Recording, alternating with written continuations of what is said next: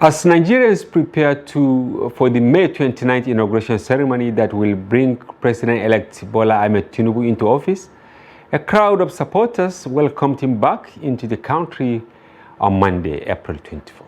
The president-elect had taken a one-month break following conclusion of the 2023 presidential and governorship elections, including national and state assembly elections, leaving many Nigerians puzzled about his plans for the country. Take a look at his. The plane conveying the president-elect Bola Tinubu landed at the presidential wing of the Nnamdi Azikiwe Airport at about 4:20 p.m. local time. A large crowd is here to welcome the president-elect, who is accompanied by the Speaker, House of Representatives, and other leading members of APC. With Tinubu gone for about a month, it seemed political activities that would determine the direction of the incoming government were stalled. Now, those activities can resume to the delight of the party faithful, who believe his coming to power will bring about progress in all aspects. This man is going to give Nigeria a new hope. Then hope will be waiting for. Whether you're a young man, you're an old, it's going to carry everybody along. It's going to be a teamwork. So that's why we are all here to support him, to support all our electorate who have given him the mandate for him to become the president-elect, and Shettima himself to become the vice president-elect. So we are happy, and that's why we are here. We are here to show him our support. We are here to show him our solidarity to all Nigerians. Now that he's back in solidarity, we are all gathered to encourage him, to ensure that he comes by May 29th, he will hit the ground rolling. And what are the issues for Nigeria, for contemporary Nigeria? We're talking about the economy. We're talking about security. We're looking at the fragmentation in terms of the differences that was demonstrated by the opposition. Differences in religion, in ethnicity, and regionalism.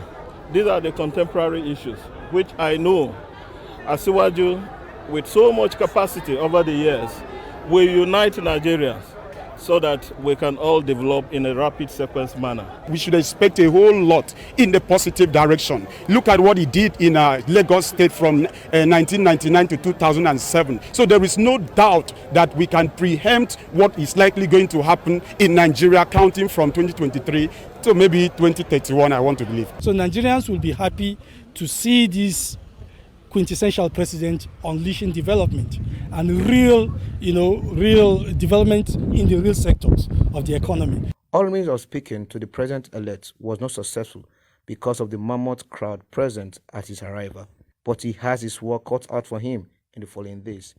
The immediate assignment right now is to set forth the strategy to produce the leadership of the two chambers of the National Assembly, which will align with the party's choice and fine-tune the zoning arrangement that will be acceptable to all. No, Samson, Trust TV News, Abuja. Hello viewers and welcome to Daily Politics. I'm your host, Hamza Idris. We'll go on a short break, and when we return, we'll introduce our guests and then the conversation commences. Don't go away.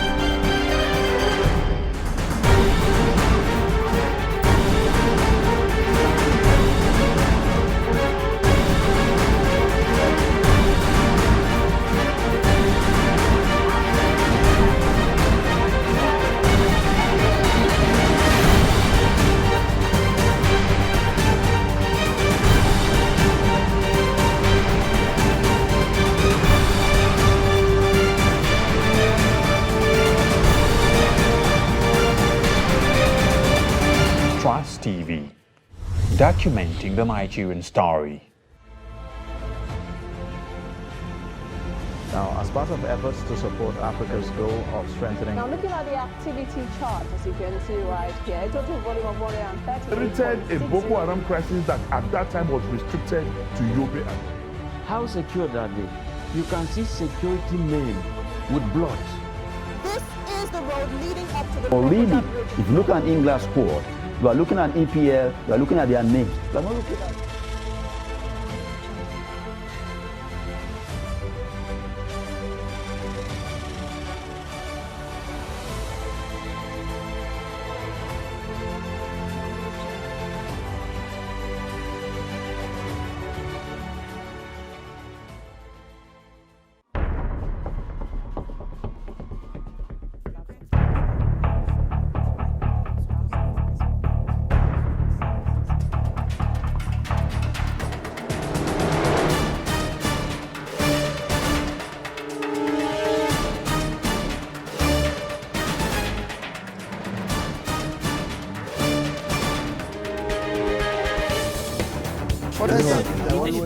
That's great.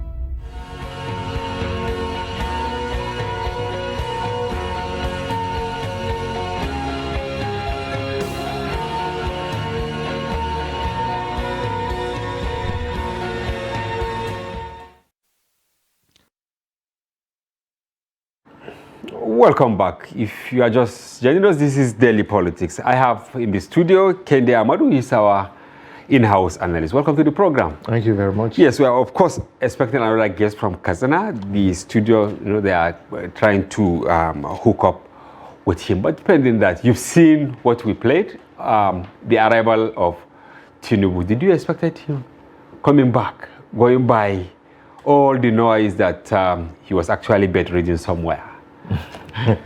Yes, I expected him coming back. I think I was worried because, not because of the rumors of whether I was bedridden or not, but the fact that May 29, as at this point in time, is just over a month. Yeah, a few days over a month, yeah. And he needed to be back in the country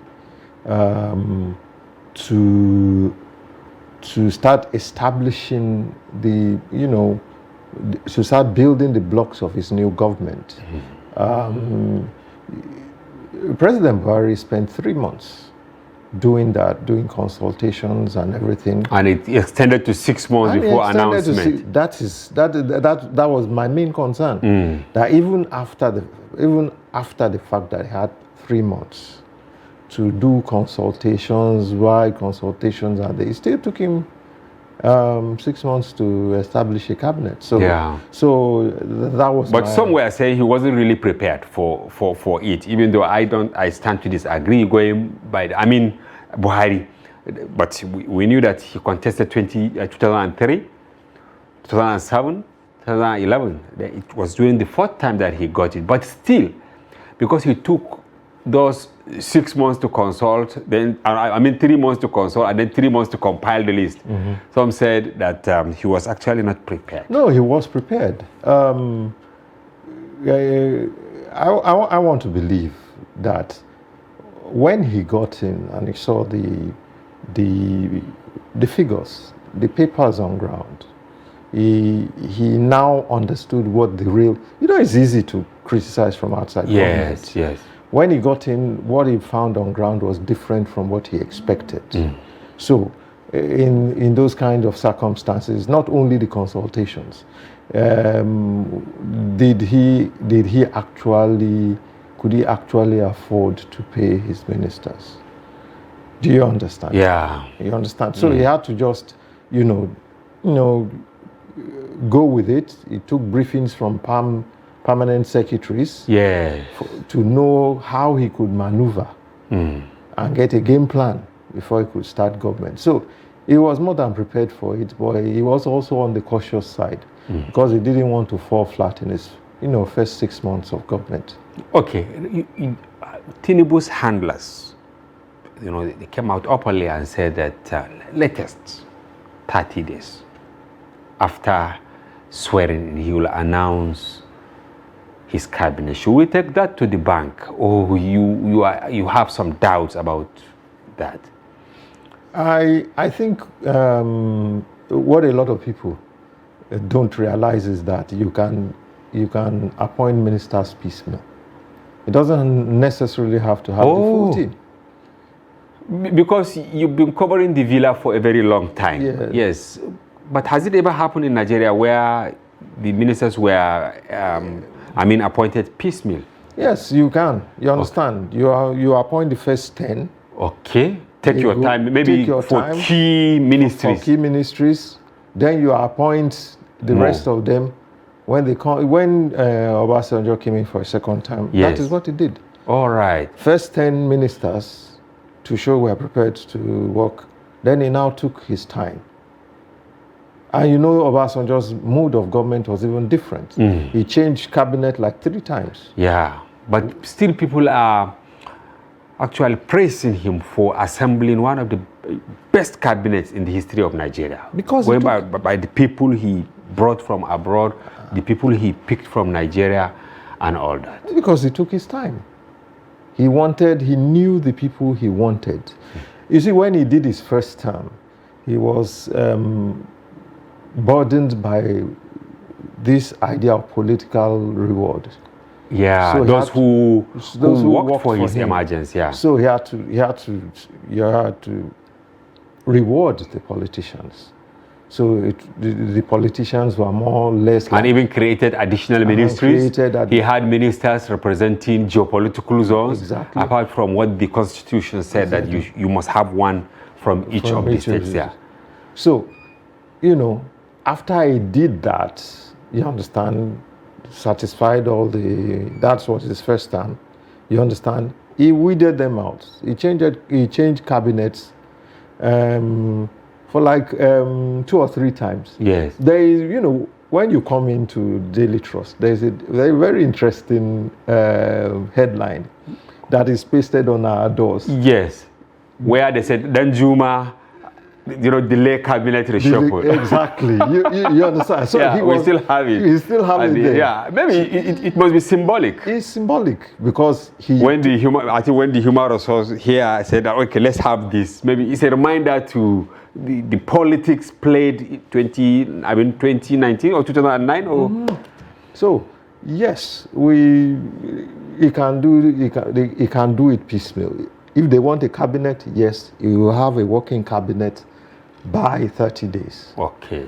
But it doesn't mean that all the cabinets, all the ministers will be in place. Okay, Tinubu said that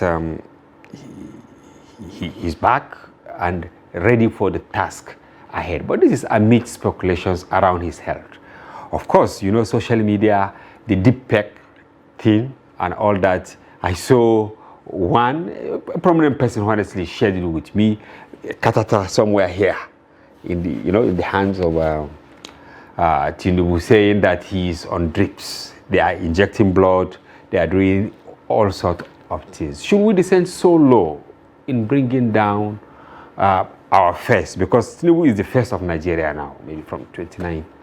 I think after he resumes as president, all this noise will die down. After the swearing in. After the swearing in, what has given rise to all these undue speculations is the fact that after he got sworn in, he now went abroad. Yeah. And so there was too much of a vacuum to allow everybody. After he won the election. After he won the election. But don't you think he actually deserved that rest? No, I think he deserves the rest. This was the man that they said he cannot campaign. And I think he went around all the states. Yes. Was there any state that he didn't go? There's no state. So he did the campaigns, rigorous campaigns for that matter. Even some of his younger opponents did not do the kind of campaigns he did. Yeah.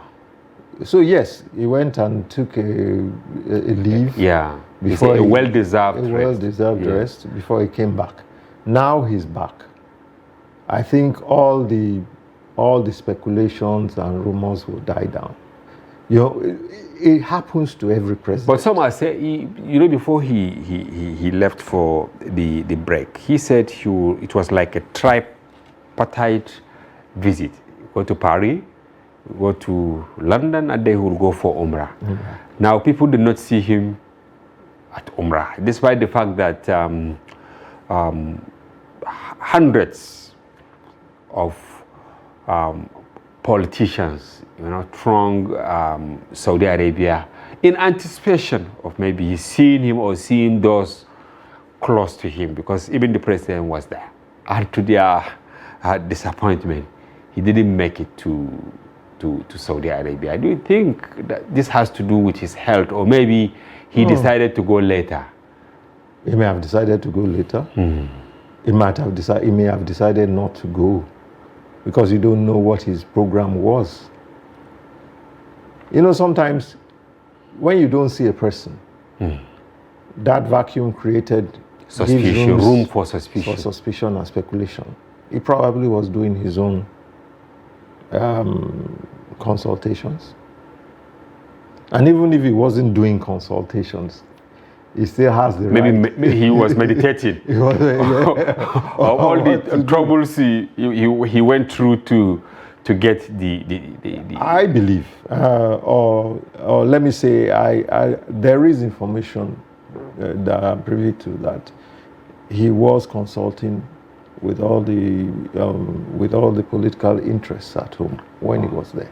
So, you know, everybody with their different styles. The important thing is that, okay, now he says he's back. The fact that we've had presidents that have been ill in power has given Nigerians the leeway to speculate, even when there is no reason to speculate. Yeah. You know, Yeah, they speculated about Buhari's health, and unfortunately, after he spent... It's like Buhari is leaving the villa healthier than when he came in. Because when you look at the photos, when you go back to 2015, and you look at his picture, like today, when he was about leaving. Do you know that when he came in, he faced the greatest challenge of his life? And so it wasn't surprising that he fell ill. He came in and the economy was upside down. He didn't have money to spend because oil prices were down. And so he was looking at enormous challenges staring him. And so even a younger man would have felt it. Presidents come, or presidents, let me go back to former President Jonathan. Former President Jonathan came into government with a full hair of black hair. He left with, his hair was completely white. Because there are enormous challenges. As the federal government was facing its challenges, the states were also facing their challenges. And Nigerians were being owed. And they were all looking onto the man in the villa. Come and solve the problem. So what are the lessons you think Buhari should learn from Obasanjo, for instance, and Buhari? Let me just take... Okay, you mean that... in terms of... Tinubu should learn from Obasanjo and from Buhari. Because Nigerians are actually anxiously waiting for a new dawn of sort. I think that the lesson he should learn... In terms of constituting his cabinet. Yeah. The lesson he should learn from both men is that if somebody is not performing well, you take him out of the equation. This is what Obasanjo did, and this is what Buhari failed to do. The indolent among the cabinet members. Yes. Even the ones that were working did not spend 8 years in government. They spent at most 4 years. And some didn't even spend up to 4 years. But don't you think some political analysts believe that continuity is actually an oxygen for getting it right? But we had two presidents who believed in leaving their ministers there for 8 years. What it does to the ministers is that they no longer are on their toes. Because they know that everything goes. Everything goes. They can't, the president will not move against them. I think that this will be a different kettle of fish. Because I think that Tinubu is decisive enough to change people that are not working. But then still we're discussing Tinubu.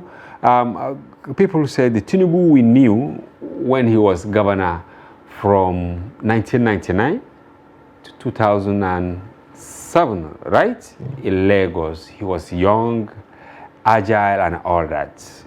This has been taken away from him by age.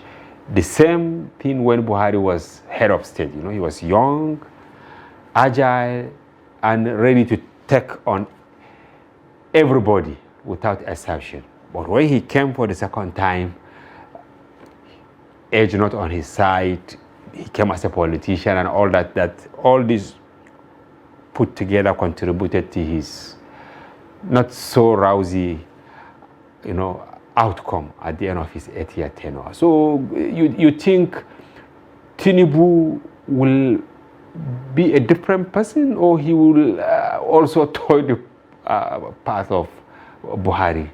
When people say that, I laugh, because the constitution of the Lagos model of governance, Tinubu's finger has been in it since he left office. Yeah. So, does that show a person that doesn't have... Yeah, the body may be... yeah, but maybe the mind. But the mind is there. Okay. Does that show... I mean, he's been there. He's kept charge. And there are a lot of people that criticize.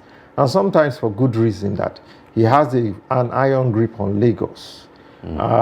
So people criticize him for that. Okay. And say no. Yeah. Maybe I'm compelled to stop. You most likely we have our Zoom guest in the person of Alhaji Abdullahi Garba Faskari. He's a former deputy governor in Katsina State. Welcome to the program, sir. Hello. Yes, welcome to the program, Barrister. Thank you very much. Yes, we had a glitch, but thank God we have you. Going on quickly with the first question. Tinubu is back in the country, despite skepticism in many quarters that he may not likely return, or even inauguration, he may not participate. How do you feel when he came back as a chieftain of the All Progressives Congress? No, alhamdulillah, we are relieved because the president-elect now the government cannot go without speculation and suspicion and what to do. And more so now, he being the president-elect, all eyes are on him, and all sort of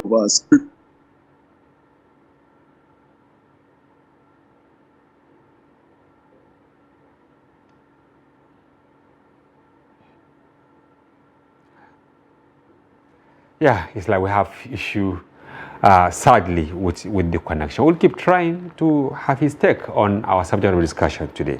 Yes, so you're saying something. Let me allow you land. Well, I was saying that, so the mind, the strength of the mind is there. So I don't see him as a person that will not be present in mind and body as president of Nigeria. Okay, now, who should form part of the cabinet?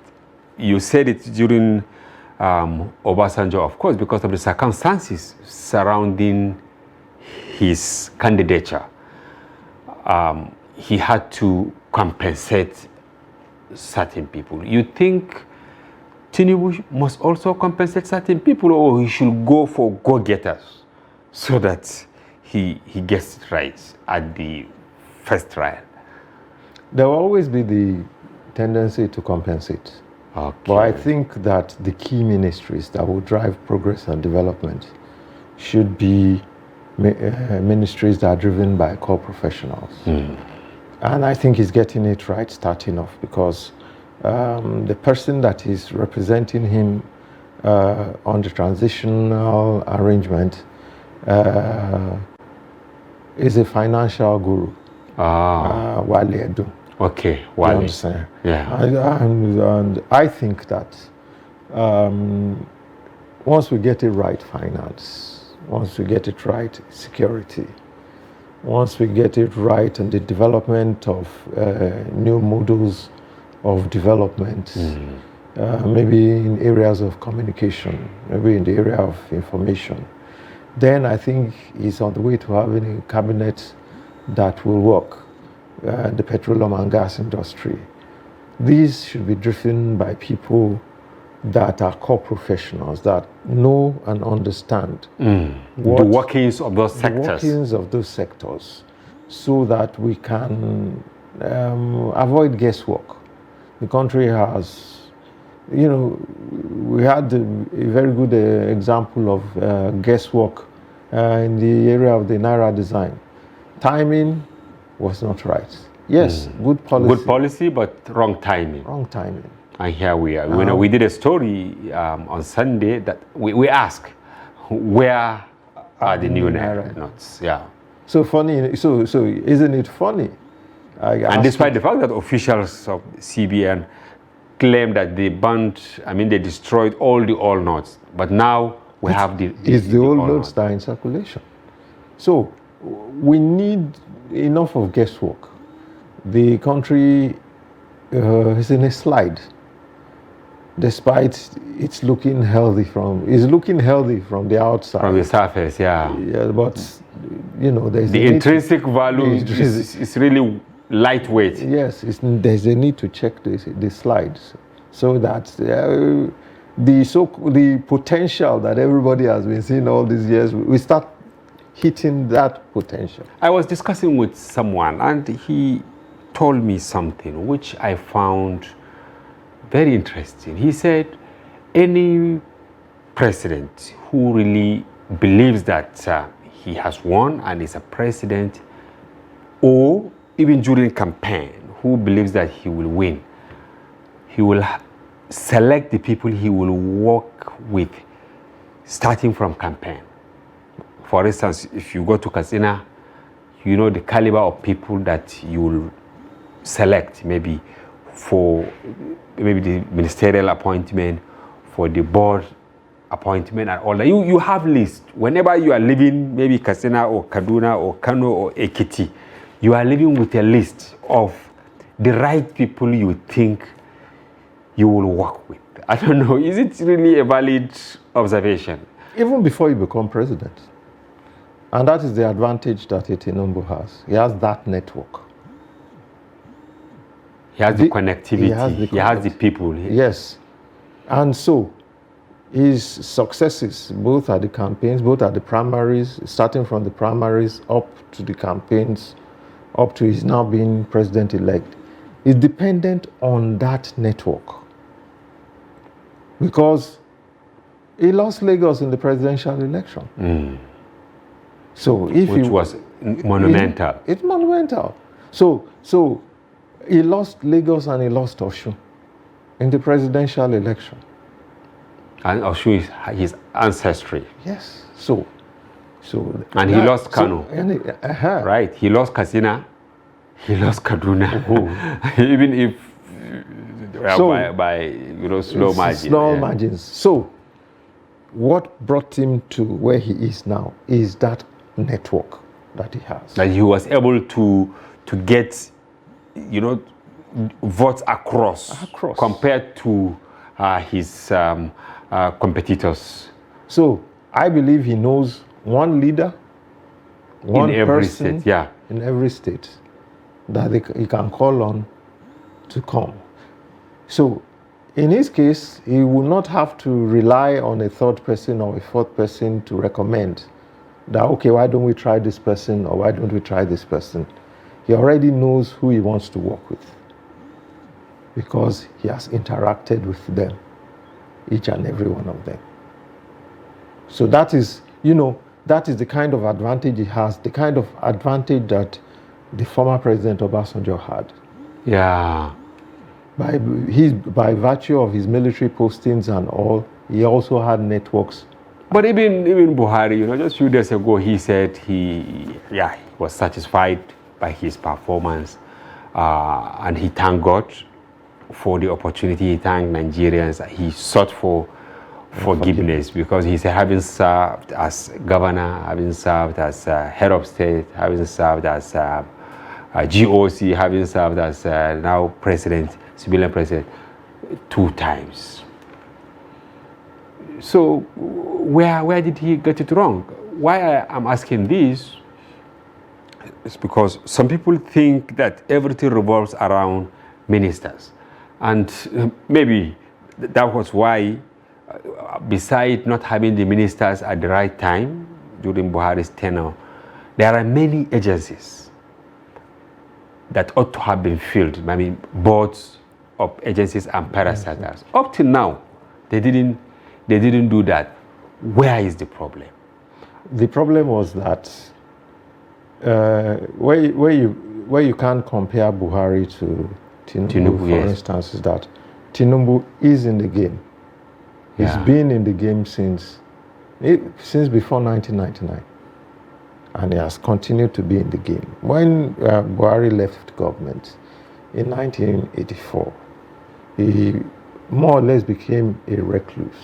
Oh, yeah. He withdrew to himself. Until he was railroaded of sorts by some people. Yes.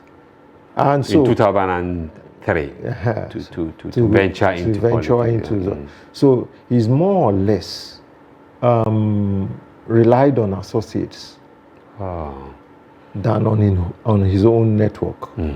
And then when he came back, when he finally made president in 2015, his network of friends had become old. Because he was thinking... And they say he's such a person that finds it very difficult to trust. Exactly. Exactly. He was thinking of bringing Tam David West. Yeah, you can imagine. You understand? So because of the bond. Because of that bond. So I think that was where the problem was. And maybe he narrowed his horizon, that maybe not filling those vacancies in those hundreds of agencies will save Nigeria money. I don't know. Exactly.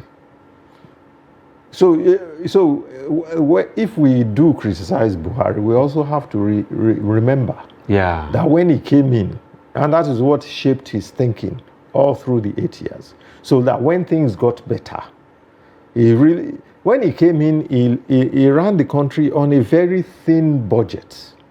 Very thin budget.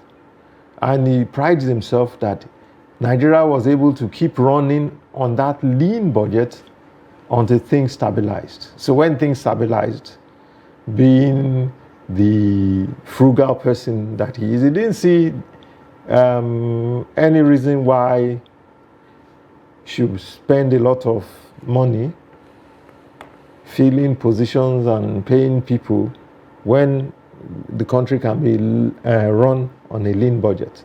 That is why he and the National Assembly were always having issues. Because when he sends his budget to the National Assembly will say, no, let's increase this budget by this.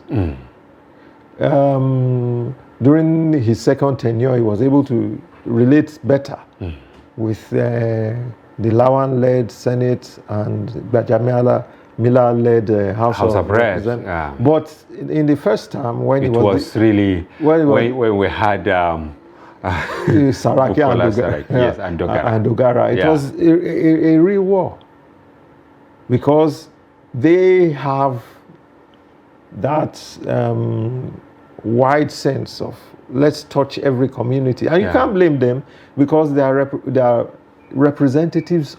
They are the direct representatives of the people. So they want the money to touch every sector. But he was really adamant, unyielding to some of this. But how do you think that the incoming president will mitigate distraction? In the sense that just today, some people went to court that he should not be inaugurated. Maybe the chapter of him being frail, sick, can't move, has been closed, that chapter, which is returned. Then another one. Now another chapter, So how do you think he can mitigate some of these distractions to concentrate on the enormous challenges ahead of him? You've defined it. There are distractions.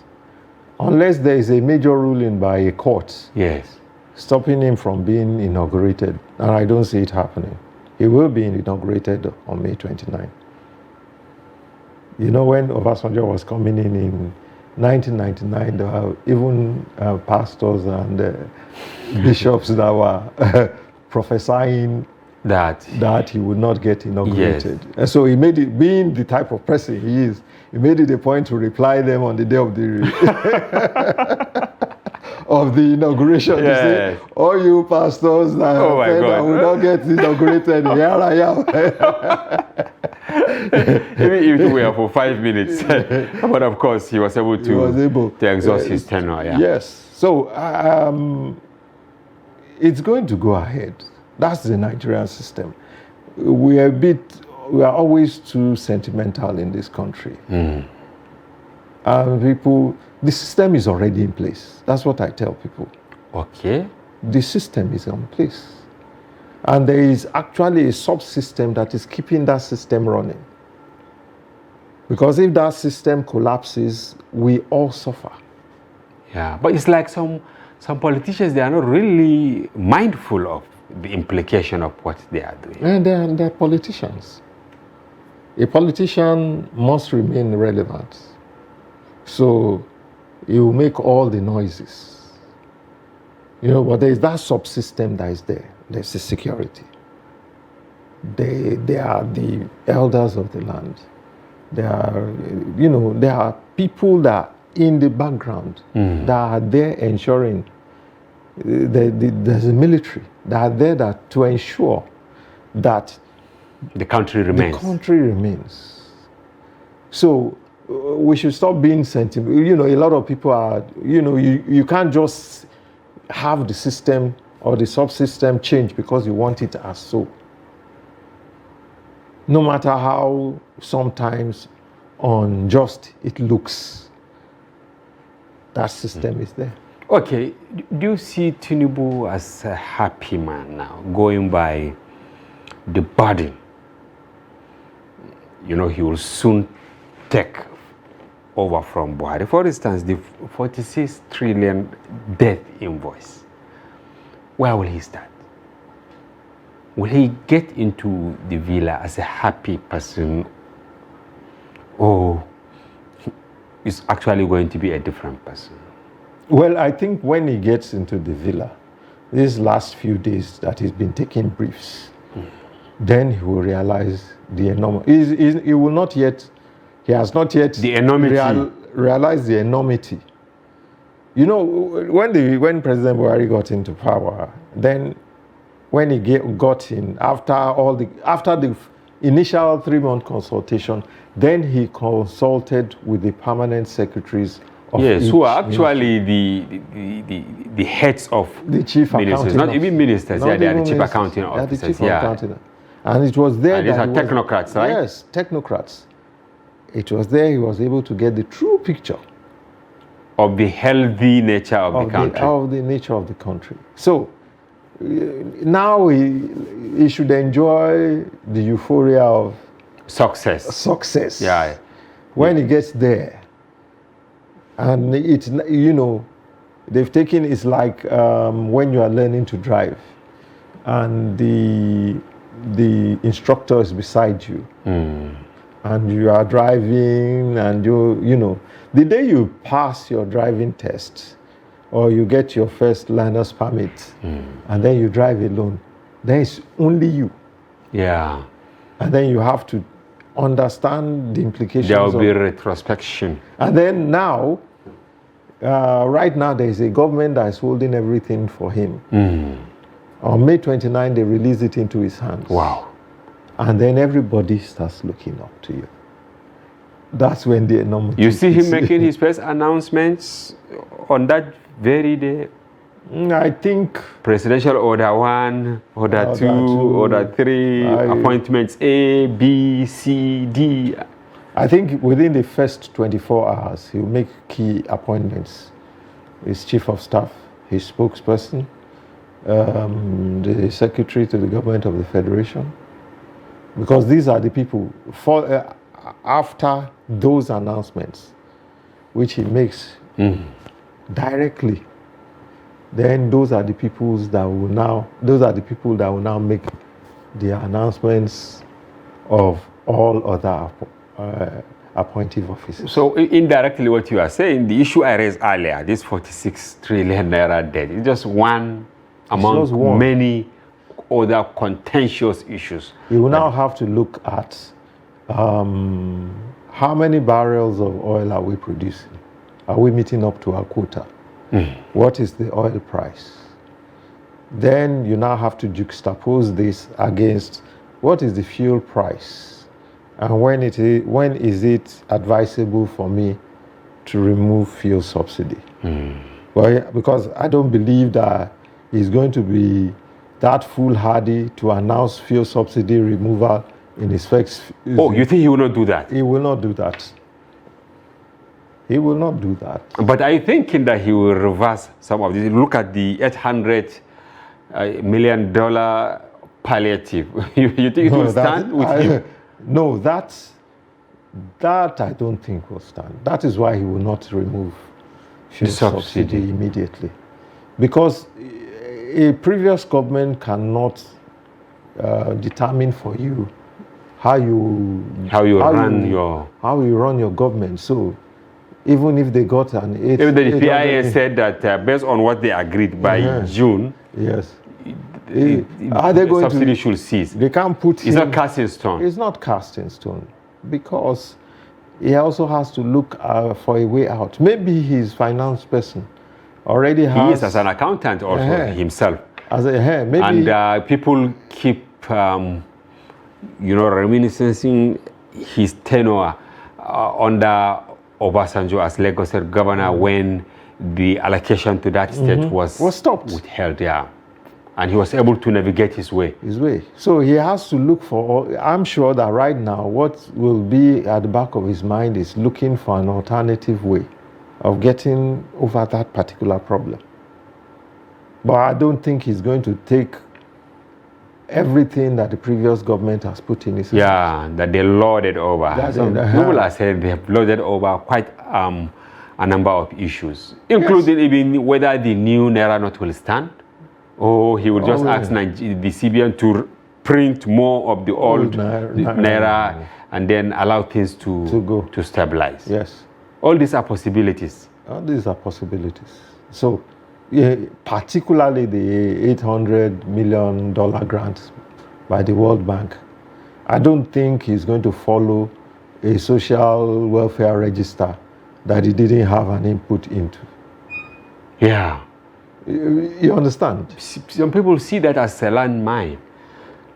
Even the social register there. It's a huge landmine because the number of people, you are talking about being inclusive. The number of people, poor and vulnerable people that have been excluded from that register. Yes. You understand? A lot of people just see it as an opportunity. There was a shortcut way of doing it. And it's because of the way it was instituted from the beginning. Because it wasn't in good faith. It might have been in good faith, but the implementation.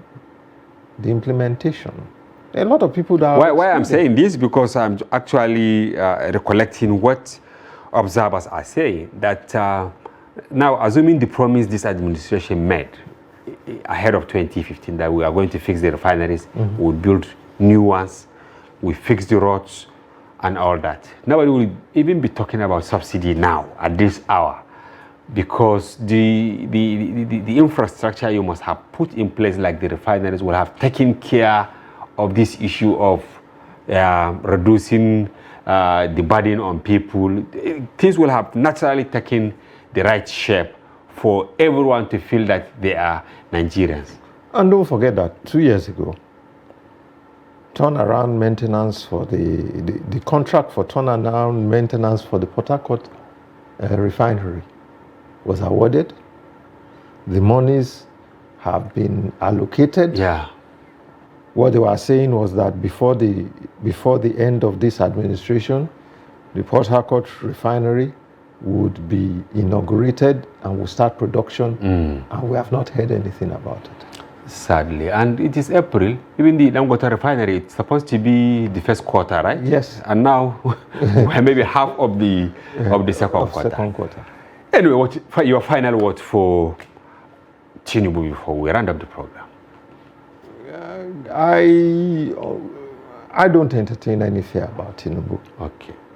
I believe that there is a strong enough system that is there that will back him up. Shock absorbers. So I believe that everything he should do should, be small bites. Yeah. He'll get there. If he tackles, for instance, if he wants to tackle power, take power and tackle power. Okay. If we want to take the fuel situation, tackle it. He shouldn't don't put more than what he can chew at the same time. At the same time. All right. Yeah. All right. Thank you very much, Kende Amadu, our in-house analyst. Thank you for saving the day. We've been battling viewers to have our other guests from Kazana in the person of Alhaji Abdullahi Garba Faskari, former deputy governor. Sadly, the connectivity was so terrible to the extent that we had to let him go. But we want to assure you that we are going to have him, and very soon. Thank you very much for being with us. Join us tomorrow for another interesting edition of the program. For now, I'm Hamza Idris. Bye-bye.